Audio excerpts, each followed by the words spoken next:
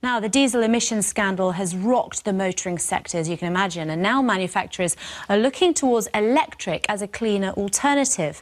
The French car giant Peugeot Citroën, for example, is developing 7 plug-in hybrids and 4 electric vehicles. The group has also become the first car maker to publish real-world consumption figures for fuel. Now, despite this, like many other European manufacturers, Brexit, of course, poses a threat to the business. Britain is the 3rd biggest market for them. Our Citroën's chief executive is Linda Jackson. She's been voted the most influential British woman in the car industry. Jackson was head of Citroën UK between 2010 and 2014, where she became the first woman and the first Briton to take over the global chief exec post at the French car maker. Last week, I caught up with the boss and asked her if she thought that her industry was sexist. I don't think it's sexist, but do we have enough women in the industry? No. And I'm often asked this question, and I don't have the answer for it, as to why they're not. Why are there not more women? Because, you know, when you look at who buys cars, you know, 50% of my customers are women. When you look at who's behind the decision to choose the car, it's a woman, because we choose all of those things.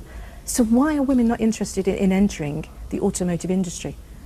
I think it probably goes back historically to it was seen as a very macho world, very engineering-led. And it's not? I'm not an engineer. I'm not an engineer.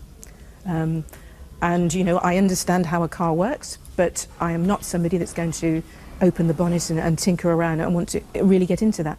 I see more women coming up through, younger women coming up, but there's still a lot of work to do in terms of, you know, at the end of the day, why are there not more women?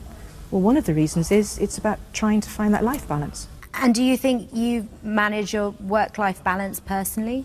Have I personally? Well, I have stepchildren. I don't have a family. I didn't have any children of my own, and that was a choice. And that's about basically, I don't think it's fair, and I don't think it's possible to be able to do the job that I do right now. It's an enormous job. You know, it's 180% of your time, and you have to make those choices.